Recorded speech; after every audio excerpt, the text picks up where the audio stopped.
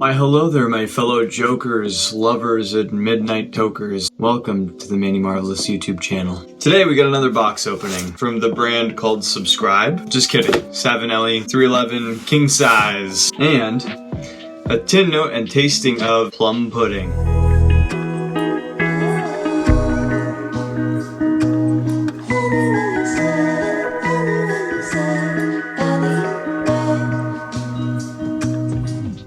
I guess this it's a new box design they're trying out over at SAVINELLI. I don't know. Let's see what we got.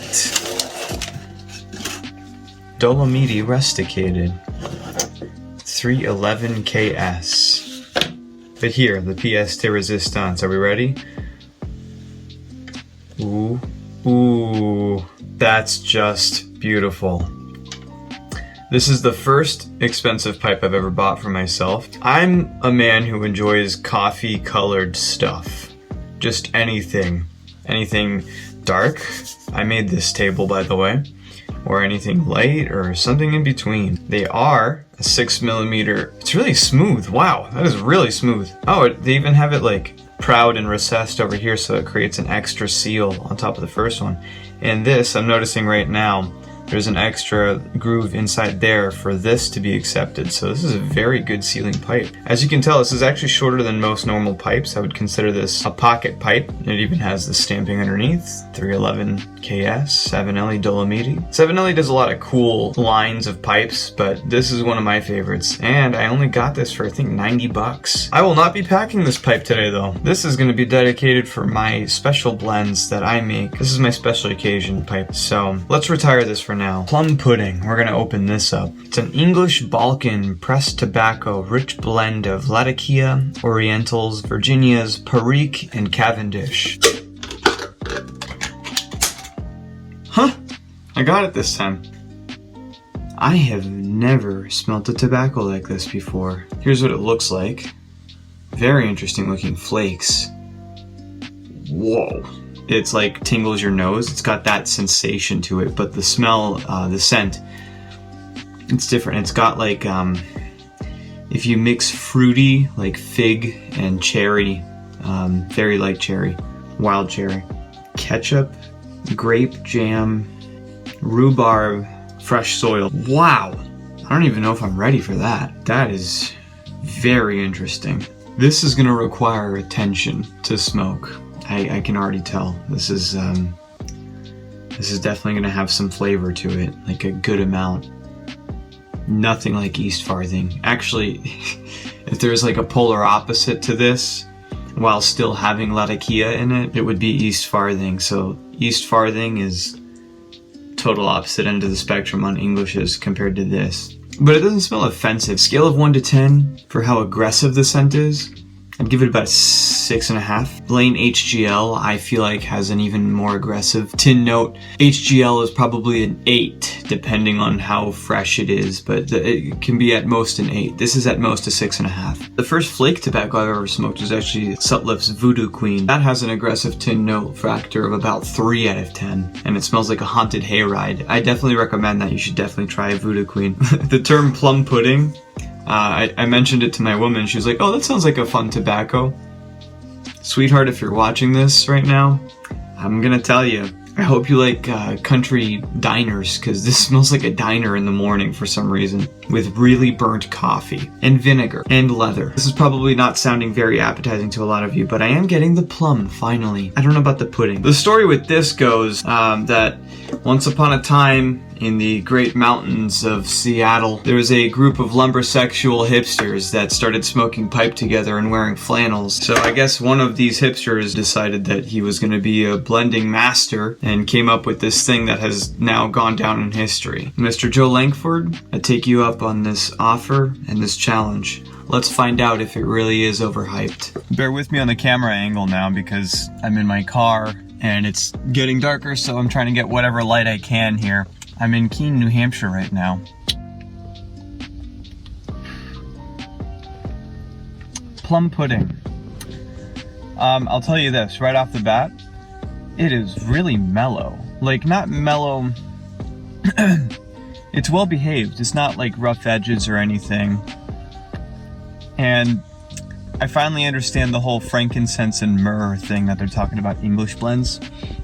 This is definitely that. It smells like I'm in a church, but like a fun one.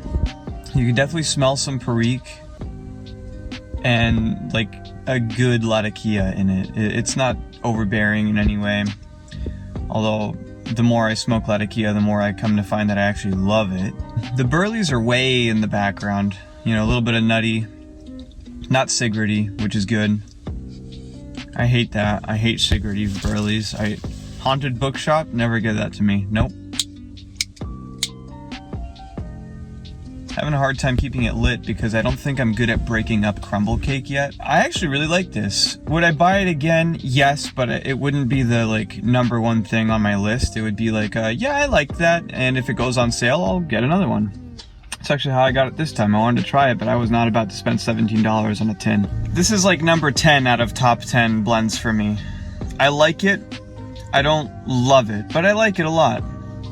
I would definitely smoke it more. I haven't tried some of my other ones which I've gotten in. Oh, stay tuned for this. I stayed up. I'm a bartender, so it's not really staying up, but when I got home and I was up waiting for Missouri Meerschaum to drop their Lord Morgan crumble cake tobacco, which is 65% Latakia. I got one of 2,000 tins, so subscribe down below if you don't want to miss that. That's going to come up here in a few weeks, probably.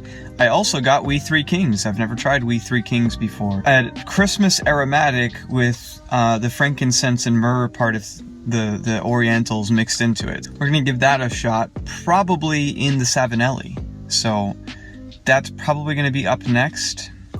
It's either that or Black House. One of those two is up next. So Hearth and Home Black House, We Three Kings, Lord Morgan. Stay tuned for that. As for this, it's a good, like, this is what I would consider the everyman's Balkan. It's very mellow. The flavor isn't mellow, but the way it behaves in your palate is very mellow. It's not offensive. To a first-time pipe smoker, I don't know if they'd like this. To someone that likes to drink only Merlot and can't stand anything above that, so not even a Tempranillo, probably wouldn't like this. To someone that doesn't like really weedy beers and only likes IPAs, probably not going to like this. To someone that doesn't like smoked meats, you're not going to like this. To someone that is into like witchcraft, like modern witchcraft, and burns sage and stuff, you'll probably like this. People that like black tea or unsweetened tea, you'll like this. People that like to just try something new, you'll probably enjoy this. Like I said, not my favorite tobacco, but I would definitely smoke it again. Yeah, not much to say on this one. It's good. East Farthing is a totally different thing, because when I smelled East Farthing, the tin note, compared to the tin note of this, you can tell that East Farthing was meant to have the spirit of an aromatic. This is meant to have the spirit of like a sage in church or something. I don't know. I'm smoking this and I feel like I should be a Pythia sitting in the den of the Oracle of Delphi. Most of you probably don't know what that is yet, so just Google it and you're probably going to go on a little adventure to my home country of Greece. Delphi was the home of the Pythia, which is just an oracle. And she would do these, like, she would just do drugs, basically. And people would come to her and be like, tell me my future. And she'd be like, build a fence. And that way people won't trespass on your property. But yeah, I feel like I should be doing some mystical work.